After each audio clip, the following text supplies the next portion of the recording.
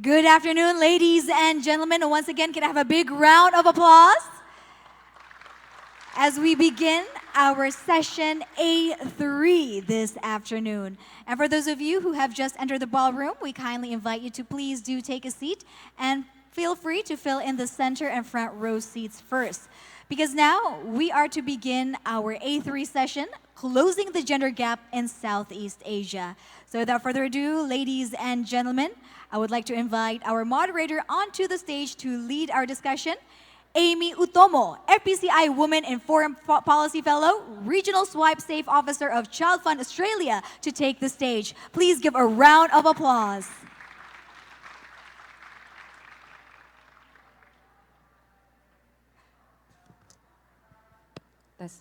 Selamat sore semuanya. Good afternoon, everyone. I heard that this is one of the most registered sessions, so I hope that, the spirits will also show. Okay, selamat sore, good afternoon, everyone. Once again, welcome to the ASEAN for the People's Conference 2025. This session is titled Closing the Gender Gap in Southeast Asia. My name is Amy Utomo, and I'm honored to be your moderator for today. I currently work for Child Fund Australia on online safety programs for children and young people across Asia Pacific, and I'm also the proud fellow of FPCI Women in Foreign Policy. That's why gender is a topic that's very close to my heart, and I'm excited for this session today and to learn from the distinguished speakers. Okay, before we begin, just a quick show of hands. How many of you feel like your country has made a lot of progress in gender equality? Can we have a show of hands? Do you feel like your country has made a lot of progress in gender equality? Well, I see some yes, I see some hands. It shows that this session is indeed very important to make sure that we can make a real progress towards closing the gender gap. Okay. Before I call upon the distinguished speakers, I'd like to give some introduction of the theme first. So gender equality remains one of the most important topic in our time. And for example, according to the ASEAN Gender Outlook 2024, about 20% of young women are neither employed nor in school, compared to 14% of young men. So that is quite a gap.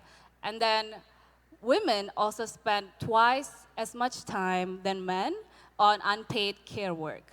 So this shows that there are gaps, there are existing disparities, and today we're going to talk about those gaps and how to provide practical solutions to solve the problem. We are very, very grateful to have such a distinguished panel, and we are also going to explore the challenges and the solutions. Now, it is my great pleasure to invite all the panelists. Please give them a warm round of applause as they make their way to the stage. First, Ms. Yani Wahid, the Director of Wahid Foundation, Indonesia.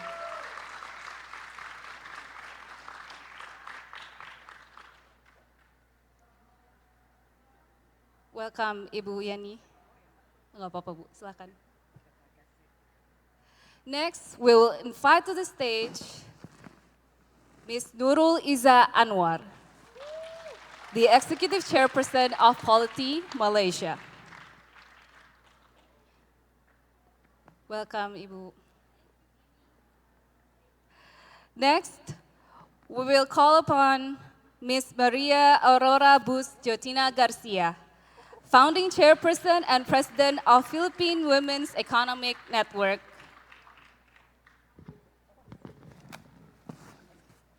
Thank you. Welcome, Ibu.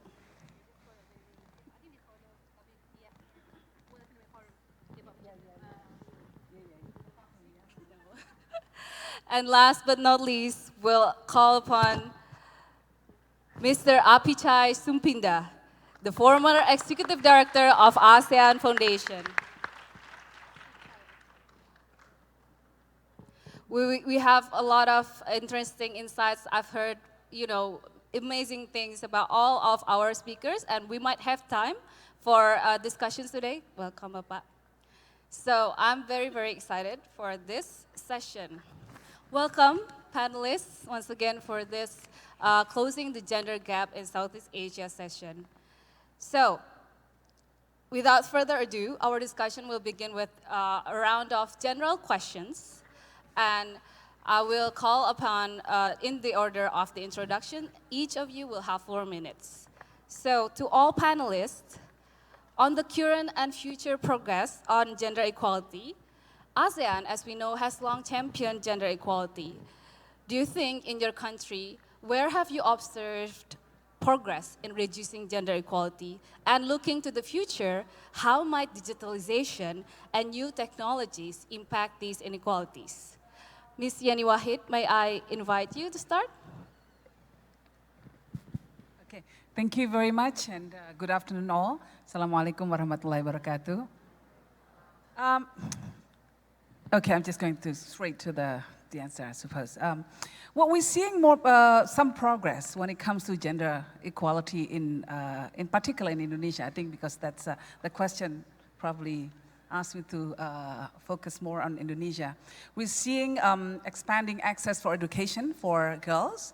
We're seeing increasing women's participation in businesses, especially in small and medium-sized enterprises. In fact, in Indonesia, 60% of SMEs are actually managed by women.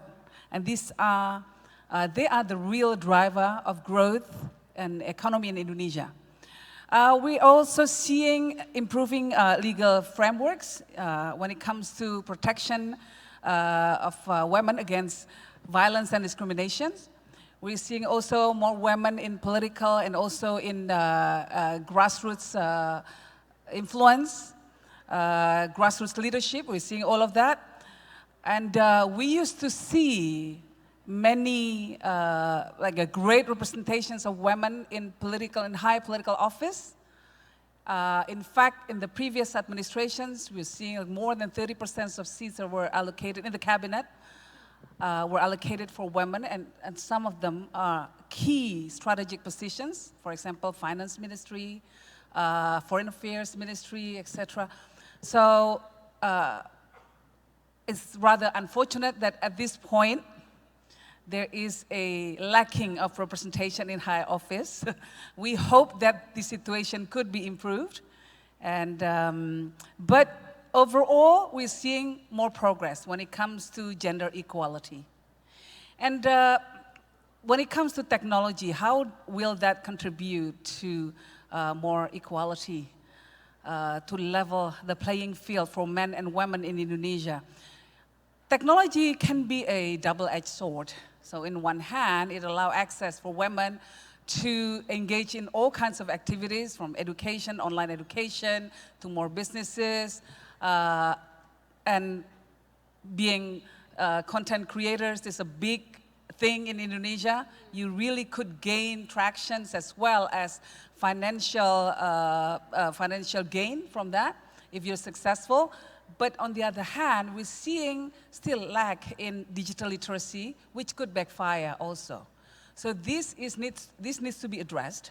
Digital literacy, more access for women, for improved way of dealing with technology, and making sure that women are not victims of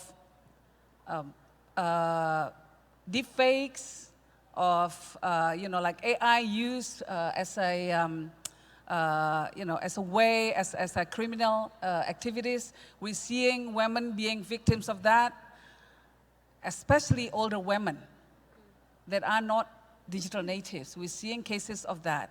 So, but when it comes to younger populations, younger members of the populations, younger girls, younger females, actually technology is a big breakthrough that could really better their lives in Indonesia. So I think I will have to close because the sign already said. Thank you. Thank you very much, Ibu Yeni, for that insight. Yes, indeed, it reminds me of my own work as well on the online safety and how, even in real life, we still haven't solved the gender inequality. And then you add digital aspect to that, it kind of, as you said, become like a double-sided weapon, yeah? Now, move on to Ms. Iza. Assalamualaikum warahmatullahi wabarakatuh. Salam hormat, terima kasih Ibu Amy as our moderator, and of course Ibu Yeni and our esteemed panelists, sisters and brother, in support of this agenda. I think I want to start with the good news first. There's some good news. We talk about in Malaysia, and I'd like to commend the fact that all of us, alhamdulillah, we managed to escape the pandemic. We know of the horrible socio-economic, not just impact, but gaps that were clearly highlighted then. At the height of the pandemic, myself, together with a team and an economist who's an expert on poverty studies, studied the homes of the bottom 40% of households, and we realized one of the worst off are mothers who are heads of households by themselves, single mothers. So you can see even the effects of the pandemic in a low-income household is uneven. It's a lot harder for the mother, the woman, to shoulder the double burden. You're the caregiver, you're the emotional support giver, you're everything. And on top of getting a job, you need to take care of your kids. And even through kids, number 1 is doing better than number 5 because during the pandemic, schools were shut. So digital, unequal access to digital literacy also matters. So for me, coming to today, we can't forget what the pandemic taught us, right? So still, you have so much interest in Malaysia. Right now, less than 15% are members of parliament in the Dewan Rakyat. 61% are enrolled in higher education. Right? So these are good, encouraging numbers. Female labor participation is 55.8%, and under economy Madani of the current government, they want to increase it further because they know hiring women, making sure they're part of the labor force, does very well for the economy. So what are the challenges? Unfortunately, self-reflection matters. We got to be asking us the tough questions. One, more than 3 million women, they cite the burden of homework, right? Not homework as in school, but just having to take care of the household. 76%, mostly women are in the unpaid care work sector. And I think what's most scary is the fact that the zealots or the populism that has taken control over politics, not just here, but generally worldwide, there's a trend. It comes with a sense or taste or a leaf out of the misogyny playbook. So there's a global poll that showcases younger women and younger men are moving opposite one another. Whether South Korea, whether Scandinavian countries, whether China, America, younger men, more right-wing in nature. They feel that their jobs, their opportunities to study, they're not academically inclined. They feel that you're taking this away in the name of women's rights. And the women are pursuing PhD, are tertiary inclined, and of course, more open-minded, more center-left. So I think recognizing the divide that's taking place, making sure that the solutions, whether it's through technical education, to ensure social mobility and career mobility, dignity has to be the heart of it. You have to make sure everybody understands empowering women is a whole of society agenda. It's not just women versus men. We're doing this together. And this is where we're going to discuss more to decide on the solutions, inshallah. Thank you. Thank you, Ms. Iza. Indeed, please give big hands of applause. Indeed, empowering women is not only, women's work, it's whole of society work. And regarding care work, I think Ms. Boots will also explore later, right, in your questions. But I'd love to know first about your context in the Philippines.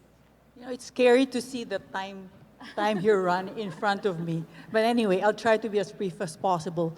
Firstly, I think, speaking about the Philippines, I think we come from a very unique position. We're in the Gender Equality Index gap. We're actually at 77.8%. We're third in Asia Pacific after Australia and New Zealand, and actually even number 1 in ASEAN. So that puts us in a, shall we say, a good position, so to speak. And if you recall, we've had 2 female presidents. Okay? So we've had women participation in both the economic and the political spheres. Maybe not to the point that we have parity, but at least we have had a lot of, even today, number of women, qualified women to be sitting in these positions. But then again, as in all the countries, there's still a lot of work to be done. And precisely why we're here today. That's why we're here, still talking about it, because we haven't really addressed the gender gap. In addition, I'd also like to mention that we're probably one of the few countries where we have a Magna Carta of women, which is a piece of legislation which was passed several years ago, which is aligned with CEDAW on addressing discrimination against women. So again, we have the legislation in place, but again, always the challenge is in implementation. And insofar as gender equality in the region is concerned, I'd also like to make the comment that in 2017, when the Philippines was the chair of ASEAN on its 50th anniversary, if I recall, and as well the host of ASEAN then, the ASEAN leaders adopted the agenda for mainstreaming gender in the ASEAN economic community. So that was a big step insofar, I think, as the region is concerned. And we did have a very significant role in crafting that action agenda. Following that, the organization that I represent, the Philippine Women's Economic Network, actually embarked on a policy brief on behalf of the ASEAN Women Entrepreneurs Network, which is represented by 10 women's organizations in all the member states. We also came out with a policy brief on how to operationalize the action agenda, which eventually, among others, led to the formation of a gender mainstreaming framework and the formation of a gender mainstreaming committee, which cuts across all the 3 ASEAN pillars to indicate that gender is a cross-cutting theme. It shouldn't be talked about only in the socio-cultural pillar, but it has economic and political implications as well. And that said, 2017, we're now 2025, 8 years forward, where are we? I think that's a question that we need to answer. And we have that ASEAN mechanism, which we haven't utilized and optimized to actually make sure that gender is not just discussed in the gender ministry, but actually embedded in all the sectoral plans that are crafted by different sectoral bodies in ASEAN. So perhaps I'm obedient. It says time's up, so I'll just comment later on. Thank you very much, Ms. Boots. Hands, a round of applause for Ms. Boots. Yeah, indeed, it's not only whole of society, but also a cross-cutting thing, right? It's not like just one division responsible for it, but everyone should be. I'd like to close this first round to hear from Mr. Apichai, but also to continue to the second round. So adding to the question about the general question, I'd also love to know about your thoughts about the leadership in ASEAN. Since, since Ms. Booth also mentioned about ASEAN and its important role, since ASEAN Secretariat has not had any female Secretary General, yeah, unfortunately, it's 2025, right? But yeah, I'd love to know from your perspective, being very familiar with ASEAN, why do you think this challenge persists to have a female Secretary General? Thank you very much. Good afternoon. I feel a little bit nervous sitting among an all panel, almost women. I'm not a gender expert. I have to set that caveat. But I'll try to do my best, and I guess I'm the only one representing mainland Southeast Asia, right? So anyway, I guess for Thailand, it's like most other countries, sometimes a mixed bag, yeah? It has some very progressive laws. It has its Gender Equality Act of 2015, which put it all in one, no discrimination and so forth. It also has protection of victims of domestic violence, yeah, in 2007. It also has some anti-trafficking and protection, even for migrant workers. It has a 20-year national strategy. and also participate in international, UN, ASEAN, and all that relating to gender and so forth. Yeah, and also most recently, I think some of you may have heard that they have a equality, marriage equality, legislation, and also especially on LGBTQI issues. I think that Thailand has certainly, at least on the front runner on that one. But of course, the downside is that a lot of these legal things are good, but often the enforcement is the one that is lacking. No point having very nice things on paper and not be able to do anything much other than that. And I guess that is probably one of the main shortcomings. But I think the government is trying to do its best. Although in Parliament, I must say that the statistics is only less than 20% female. Again, that's another shortfall that needs to be addressed. Okay, so in that sense,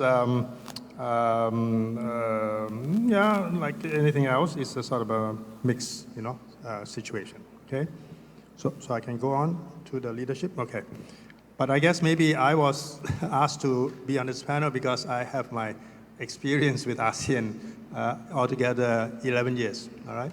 First 7 years was in the ASEAN Secretariat, and then another 3.5 in the ASEAN Foundation.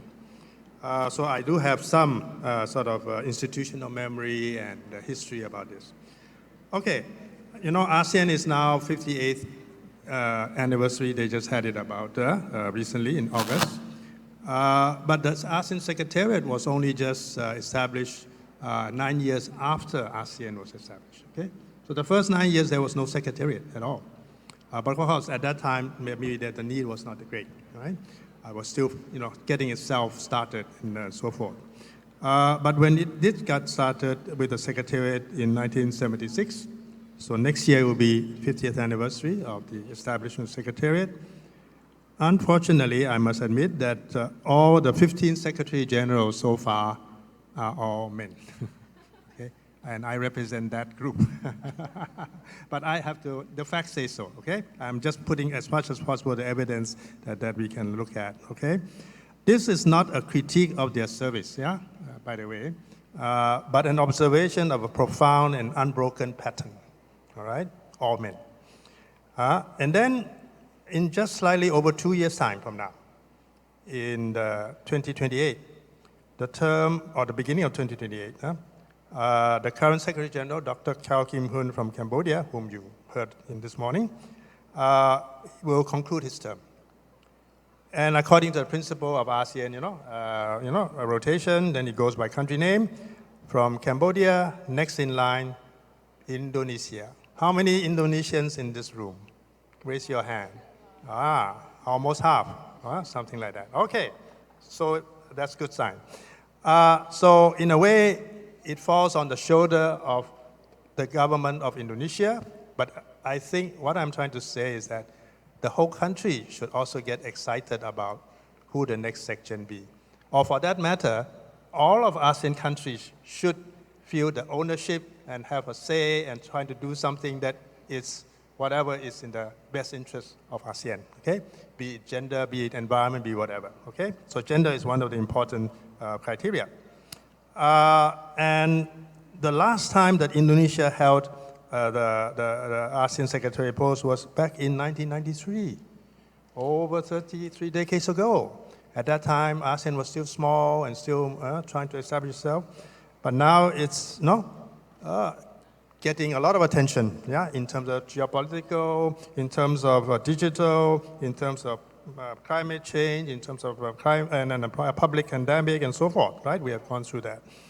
But interestingly, in the ASEAN Charter, which was agreed by all 10 member countries in 2028, it actually says among the due considerations for the qualifications of the Secretary General, whoever that might be, integrity, capability, professional experience, and gender equality.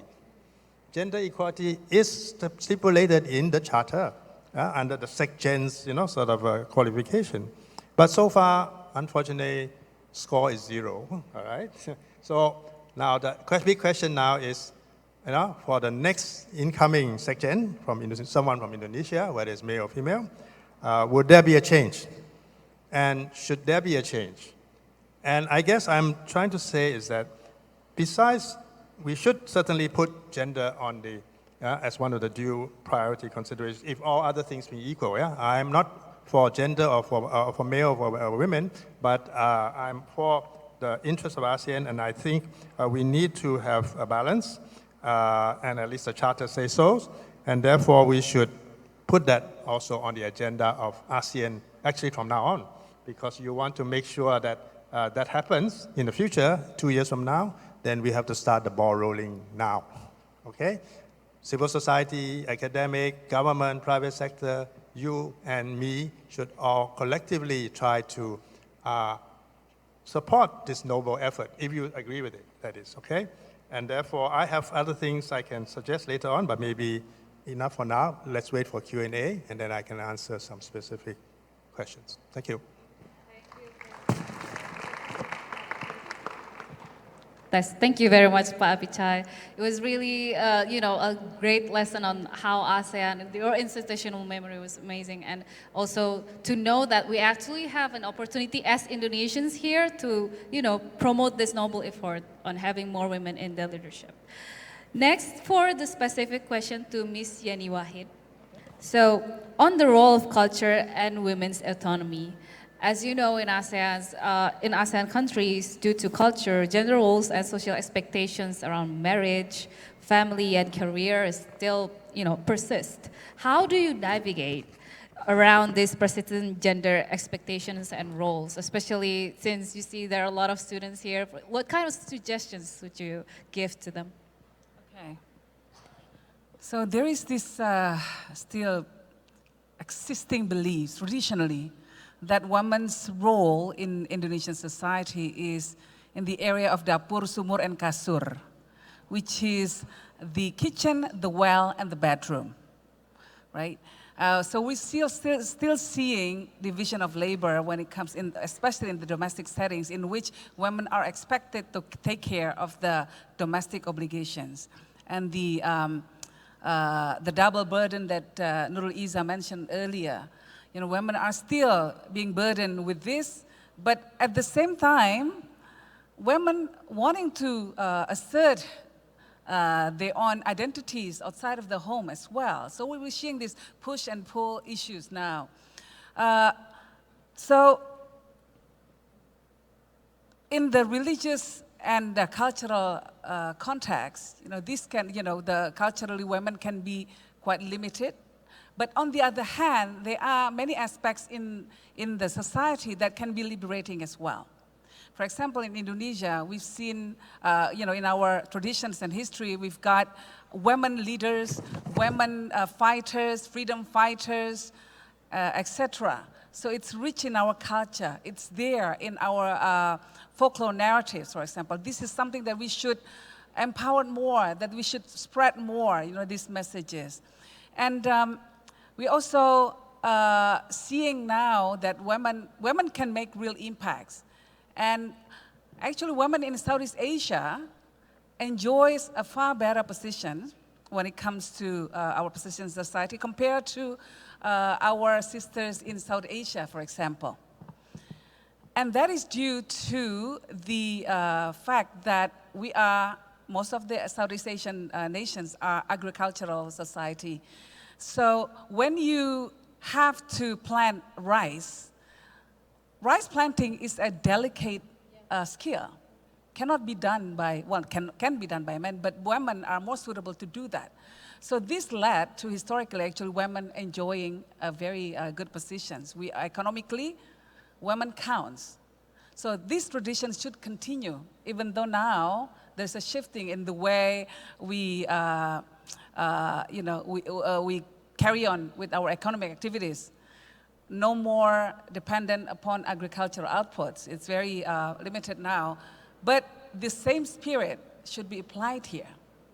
Women should be facilitated. Women should be given more rooms to express themselves, because the data suggests that when women are empowered, when girls are being given access to education, then 4% of GDP will increase. When women are being facilitated and put in strategic decision making in corporate sectors, for example, then the profit of the companies increase by 30%. So the numbers actually is very strong to suggest that women empowerment will empower the whole community. So what, I want to give an example of what we do at my foundation, the White Foundation. We've got a program, it's called Peace Village Initiative, in which we employ 4 pillars to create resilience in the society, in the communities. The first pillar is economic empowerment. The second pillar is women empowerment. The third pillar is training on tolerance and diversity. And the fourth pillar is about environmental issues. So training our, especially women beneficiaries to become, green warriors. This had created a big impact in the way they think. So there's a shift in their mentality. So, okay, time's up. So I have to give it back to you. Sorry, my mic, okay. Thank you very much, Buya. Please give rounds of applause. Yeah, I think I see some, common lines here that, it's all connected.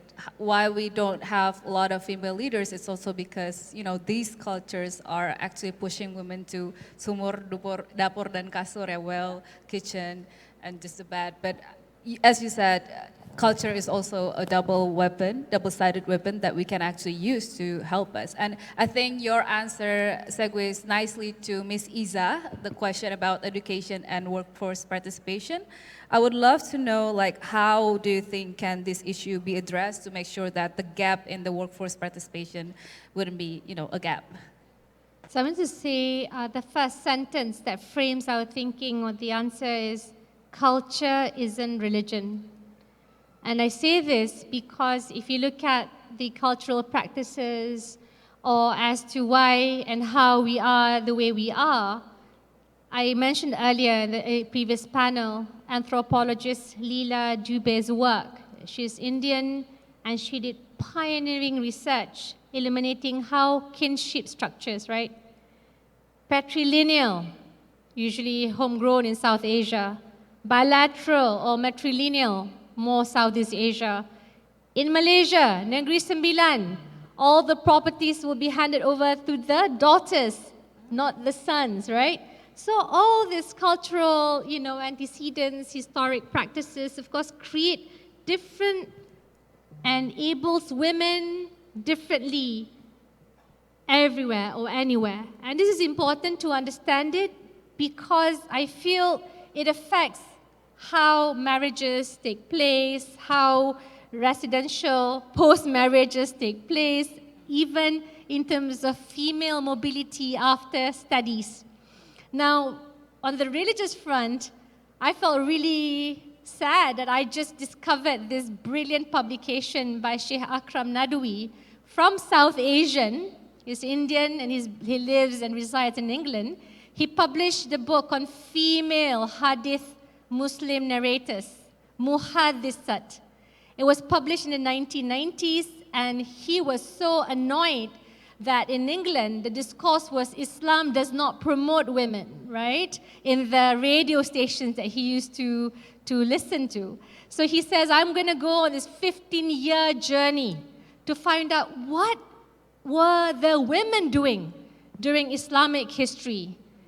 And believe it or not, he found no less, and counting, 10,000 women in the 14th centuries of Islam who were narrating hadiths and teaching men and women at the mosques.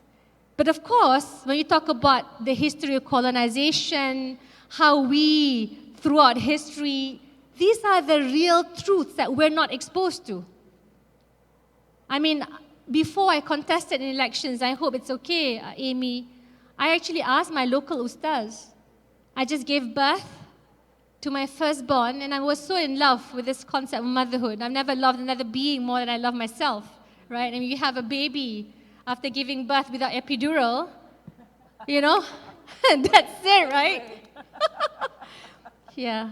But he said to me, the ones that are closest to God are the ones that benefit more in humanity.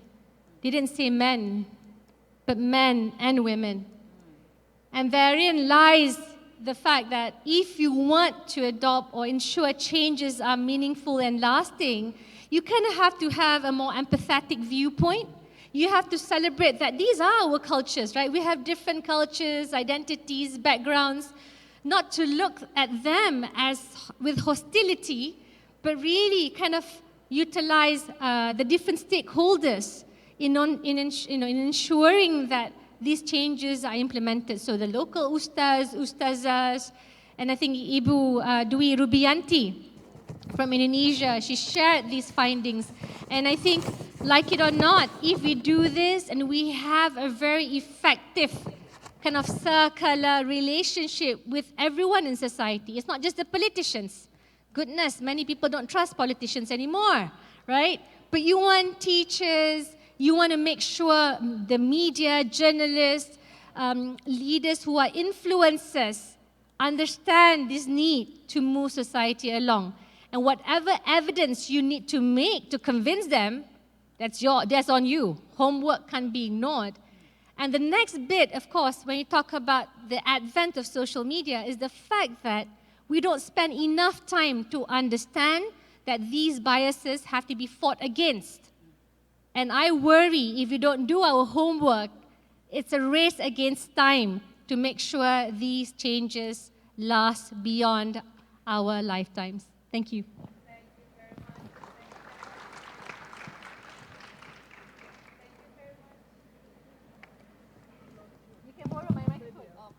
I think now it works. Yeah, thank you very much, Ibu Iza, for that very, very inspiring insights. I think, yes, that's a lot of homework to actually highlight not only history, but also her story, right?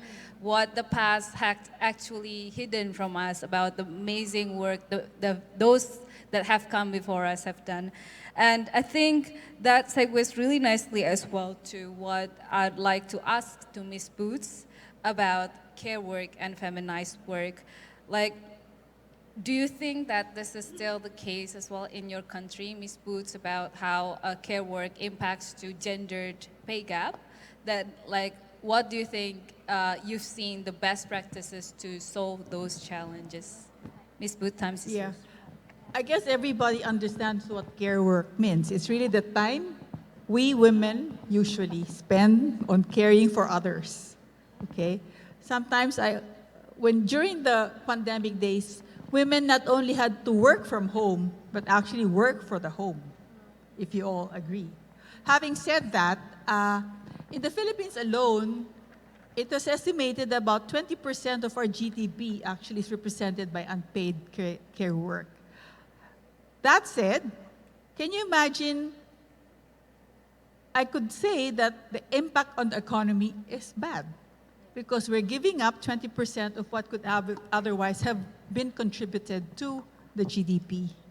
Why? Because women suffer from two, penalties. Child penalty, that we are the bearers of children, but we also have to be the carers of children.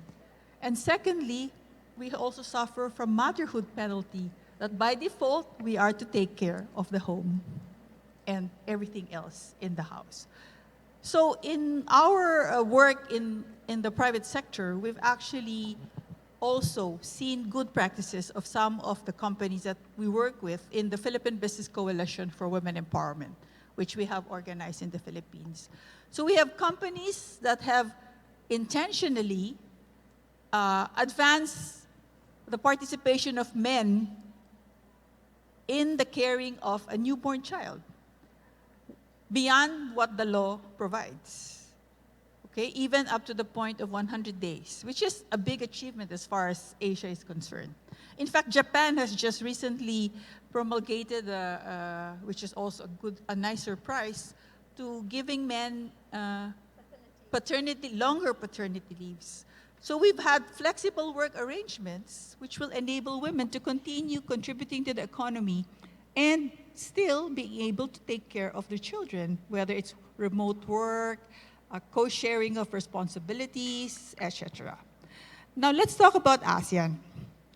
It's probably maybe you may not be aware that we've actually declared, we have the declaration on strengthening the care economy and fostering resilience towards the post-2025 ASEAN community, which really gives unpaid care work a priority and acknowledging that the work of women is valuable and should be recognized and compensated. So question is, have we adopted it? Are we actually implementing it? Have each of the member states of ASEAN done something about it? If not, isn't it time that we do and really recognize that unpaid care work is important, that there is value to it, okay? Second, I think we must have more women in the discussion of policies and decisions in respect to not only about care work, but gender in general. And I would like to suggest that there should also be more collaboration among the different member states to ensure that this is not just a piece of paper that we all agreed to sign to, but in fact something that we are all committed to accept and implement and do concrete steps towards making sure that our economy, this community, does not suffer from the fact that women have to be paid, or rather have to spend their time on work which is not compensated for, versus being compensated for more productive and economically empowering activities. Thank you very much, Ms. Boots. Please give a round of applause for our panelists. So this is a very, very exciting session. I'm sure like 1 hour is not enough, but I'd like to call upon the discussants. Please speak, line up on the mic there, please. All the 4 discussants. Yeah, you can stand up and line up in the order of Demi Gadis, the Association for Development of Women and Legal Education, Access Vietnam, and last but not least, Alola Foundation. Each of you will have 2 minutes to respond. Please mention your name and your organization, and also please, if you want to direct clearly to one specific panelist, please do so. Your 2 minutes starts now. Okay, Assalamualaikum warahmatullahi wabarakatuh, everyone. Thank you so much for this opportunity. My name is Shafina from Demi Gadis. So my question has kind of been answered by Puan Nurul Izzah a bit earlier, but I want to expand it a little bit. So earlier on in the panel, you guys kind of shared that, we haven't even solved the issue of basic gender inequality yet. But now we see new problems shifting from like technological advancements making women victims of deepfakes and etc. So while we can always put mechanisms in place, either in legislation, government, to kind of prevent these things, I feel like the bigger problem here seems to lie in what enables these things to happen in the first place, that enables people to think they can do these things in the first place. So I think in the case of Southeast Asia, speaking from personal experience, I think one of the things there is social norms, and sometimes maybe even the weaponization or misinterpretation, misuse of religion and cultural narratives to enable these harmful behaviors or reinforce this gender biases in Southeast Asia. So my question here is, what is the most significant first step that we can take to tackle this really deep-rooted issue? Thank you so much. Thank you very much, Miss Alay Selvina from the Bigadis. Next, we'll have Mr. Francis Makatulat from Assist Vietnam. Yes, good afternoon, everyone. I'd like to talk about technology. They say technology back in the early 2000s would be the great equalizer, especially for women, because it will allow them to work from home and learn from home. And Assist was one of the beneficiaries of a Google grant, and we use it for a project called Digibayanihan, which really tried to empower communities to take advantage of technology. But it was only also there where we saw the digital divide, no? The disparity in the access to the internet between men and women. The UN Women just came out with the report, I think last week. No? It showed great progress in equalizing the access to technology. I think for developed countries, it's at parity, 93 and 94%. And globally, on average, it's 65% for women and 70% for men. And that has been attributed to a lot of progress being made, particularly for health because of digital services, education because of distance learning, and work because of their ability to now work from home. But technology, as you said, Ibiani, is a double-edged sword. No? Every time a disruptive technology comes along, it tends to put women again at a bigger disadvantage. Now the disruptor is AI, or generative artificial intelligence. No? So women are in a very vulnerable position because 28%, according to the UN Women Report, of women are in jobs that may be displaced because of AI.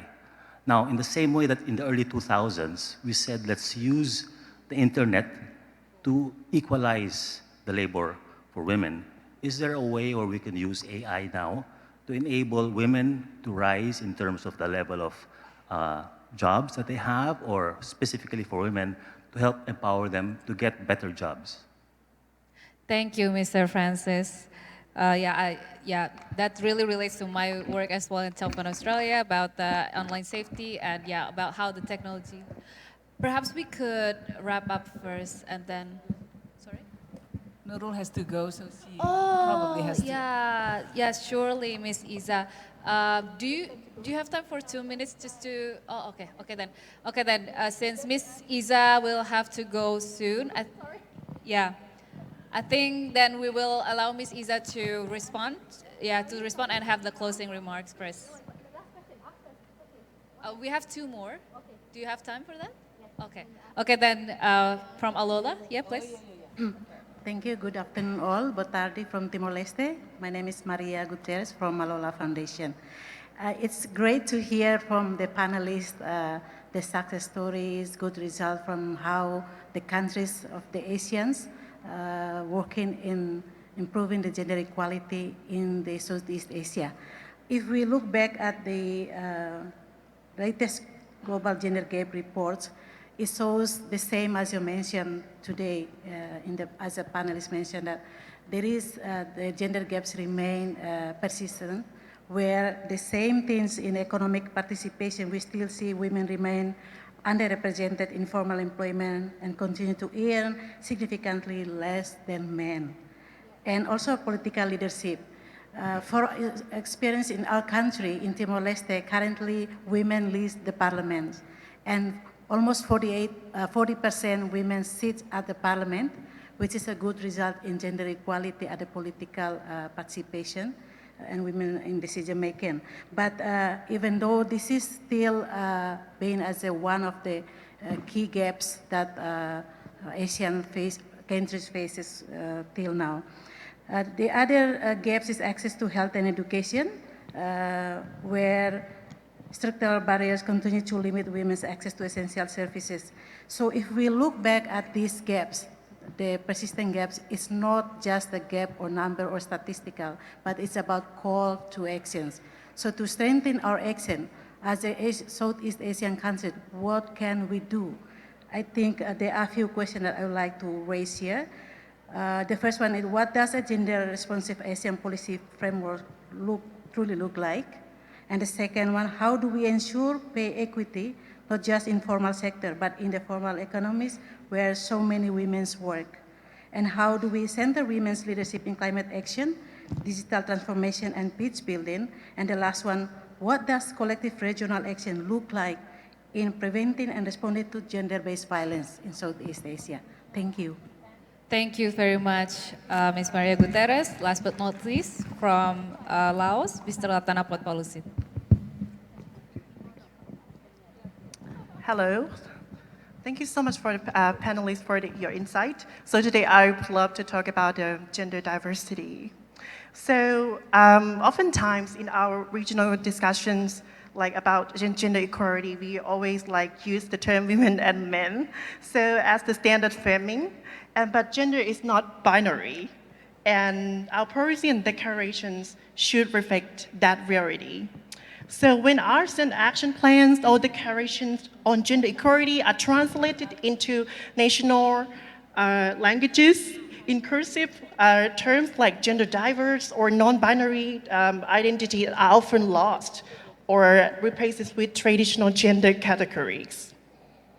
And this creates a gap between regional visions of the equality and life experience of people with divergent gender identities on the ground. So inclusion starts with language. So the word we choose to identify and also use in our official document shape who feel seen, protected, and represented. So my question is, how can artisan meet at the middle ground and with the respect for religions, and yet still ensure that regional gender equality frameworks and then national translations adopt inclusive non-binary language so that gender equality truly means equality for all genders, not only for women and men. Thank you. Thank you very much.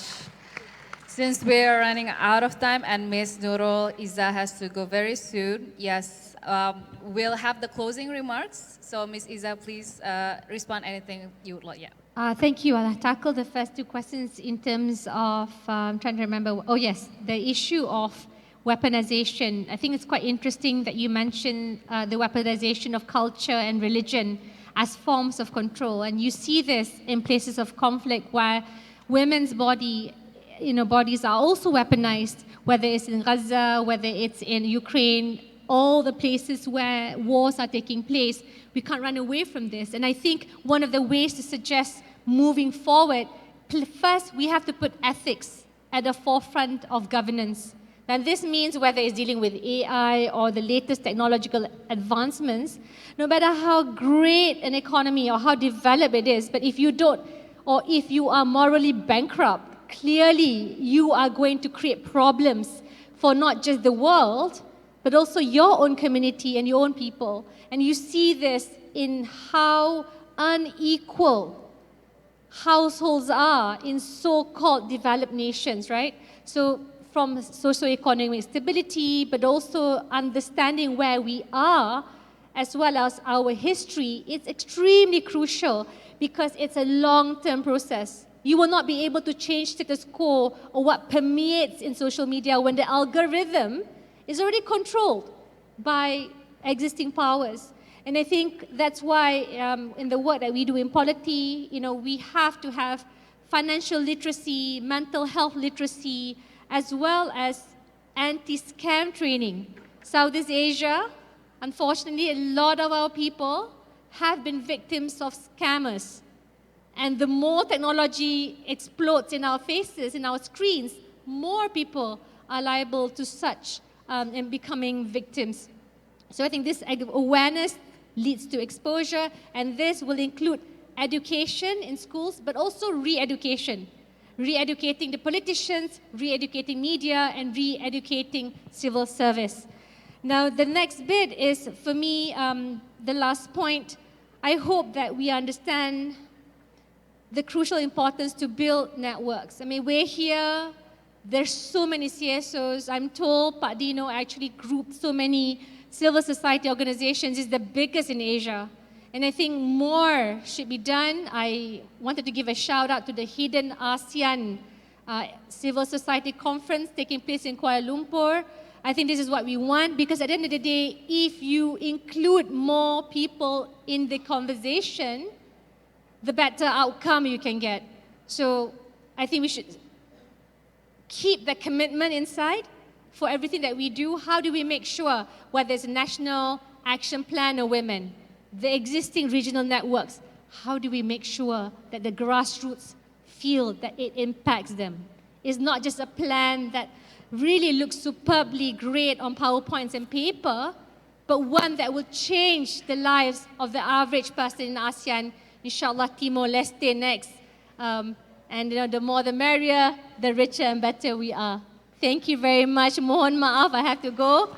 And, Thank you very much. My panelists will take it and supercharge it to the next level, inshallah. Wassalamu alaikum warahmatullahi wabarakatuh. Thank you very much, Ms. Iza. Please join me to give a round of applause for Ms. Nurul Iza Anwar.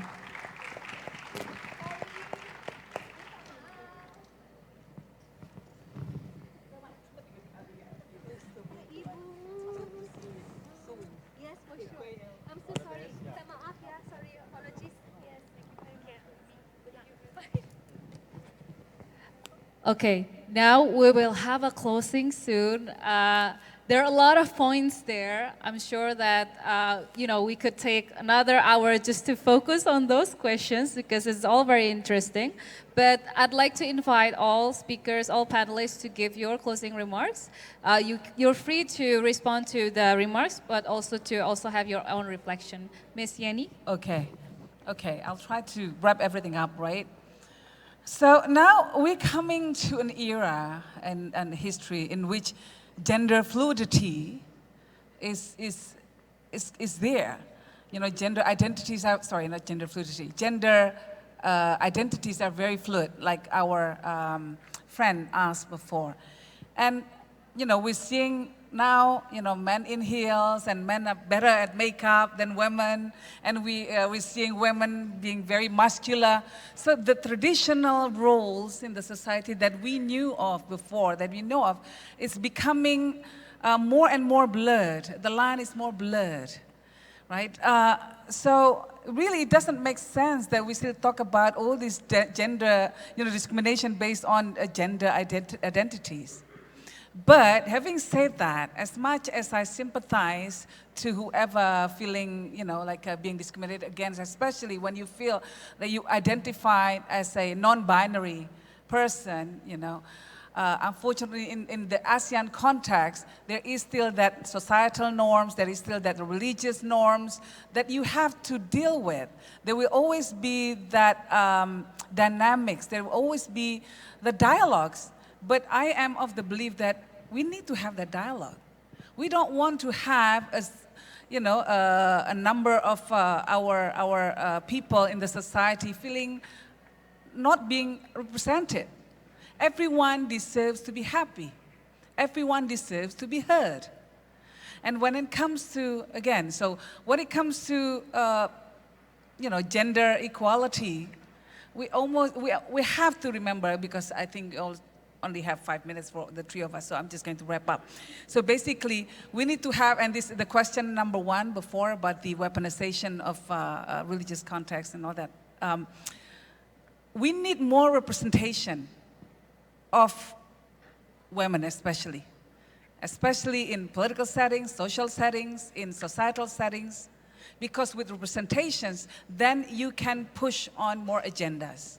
We also need to create better narratives. Narratives, sometimes, in fact, using religious texts as well. Because, especially in Islamic teachings, I believe that there are many narratives in Islam that teaches about equality, that teaches about justice, that teaches about compassion. These narratives need to come out. And to do that, you need champions. The champions should be men and women, not just women. Because when women are happy, when women are empowered, the impact is for the whole society. So I would like to close by, this is the saying that happy wife is a happy life, right? So when women are empowered, the whole society will be happy as well. Thank you very much, Ibu Yeni. Keep that in mind. Thank you very much. Now we'll have Ms. Boots. Please kindly. Opportunity to answer. Can we one give or two 1 questions? minute? Yeah. And then say a closing as 1 well? minute for each of you. Is it okay, committee? Well, firstly, on the question on AI, I think I'm of the opinion that AI cannot replace humans. So therefore, we should use AI as a tool rather than as a co-pilot, human beings remaining as pilots. Okay. I'd also like to say that on the matter of binary gender identities, in the Philippines, in one of the projects that I'm overseeing, well, we started off just defining gender as men and women, over the course of our work, we've actually had to address the fact that our member companies in that coalition were asking us, how do we deal with LGBTQIA+, and even disability inclusion, so that we've become, we've treated this subject matter broadly to make it really more diverse, equitable, and inclusive. So I think mindsets will also need to adjust depending on the environment that we're operating on. Of course, understandably, in ASEAN, each of us have our cultural and social norms, but I think that's a reality that we all need to consider. So my last point is 2 points, rather. First, I think beyond just looking at KPIs and indicators, I think what we all should be doing here is to addressing the barriers which continue to limit our ability to be more diverse, equitable, and inclusive. Second point that I'd like to make is that because I believe that the gender agenda or the empowerment agenda should be one of the things that this Congress should prioritize. After all, we are the bearers and the carers of the peoples and the citizens of the ASEAN economic community. Thank you very much, Ms. Boots. And last but not least, Mr. Apichai. Yeah, thank you. Well, it's a fact that the world is roughly half-half, half female, half male, yeah, by and large. And so is ASEAN, But so logically, you want to take the full potential, the talent, or whatever that is before you, right? If ASEAN has 700 million people, then 350 million, that's not a small number. And therefore, if you marginalize them, then obviously it's not going to be optimum, right? Maximum. So why not try to embrace, try to integrate or whatever, okay? And I think, Indonesia has, we're talking about gender, yeah? I know two very well-known your heroines in terms of female emancipation and on education. Of course, you have Raden Ajeng Kartini, right? About 100 or so years ago. And then slightly later, Haja Rangkayo Rasunasai, right? So these can be your role models. Rajeng Kartini, to my surprise, she lived a very short life. She's died already when she was 25. But why was she remembered? Because there is passion, there's perseverance, there's grit, what I would call, yeah? Grit? Grit is like real passion, perseverance. But then there's also grace, yeah? So these two may need to also balance, come together. You don't want just to have one or the other. So if you want to have a slogan, I can even give you a slogan for gender equality in ASEAN. Gender, grit, grace. 3 Gs. Okay? Thank you very much, Mr. Apichai, with the 3 Gs, yeah? Gender, grit, and? Gender, grit, and grace. Grace. Gender, grit, and grace.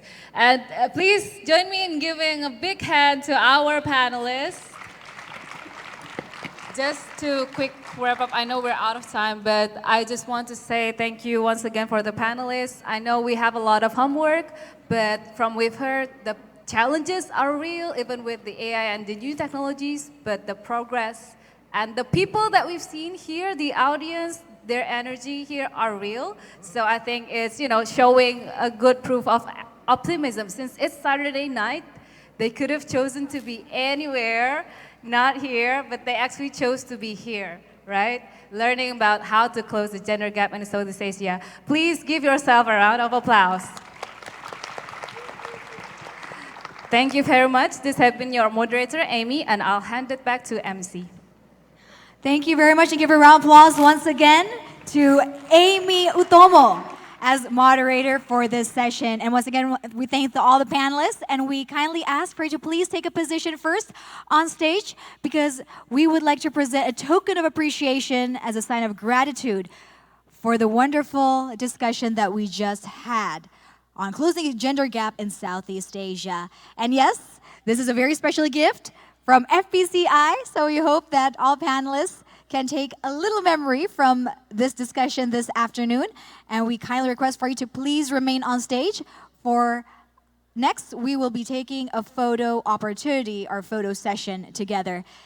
Once again, give a round of applause, ladies and gentlemen. And please, can you take another moment on stage, for we will join in for a photo opportunity. Yes, you may hold the jacket, you may wear the jacket whatever way is comfortable. Yes, you can come closer. Okay, documentation team, please smile to the camera.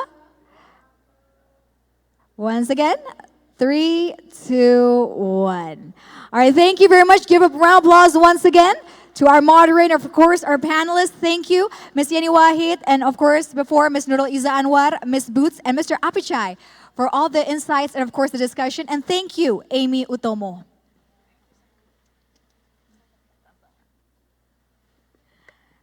And now, ladies and gentlemen, we, of course, as mentioned before, it is a pleasure that each and every one of you is here on this Saturday night, choosing to be here and taking part in this discussion.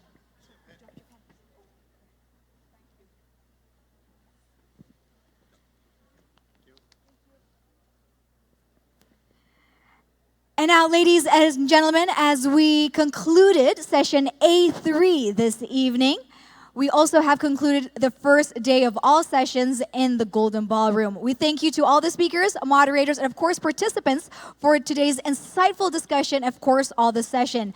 And we kindly invite you once again to join us for tomorrow for our second day and final day of AFPC. And we begin our program at 10:30 a.m. tomorrow on Sunday. And I'd like to also inform you that we will be having remarks from President Jose Ramos Horta of Timor-Leste, Foreign Minister Sihasak of Thailand, and of course a special comedy session or stand-up comedy with Panji Pragiwaksono. So do not miss out on the fun and of course the insights that we will be having tomorrow on our second day. We wish you a wonderful evening and see you tomorrow at ASEAN for the People's Conference Day 2.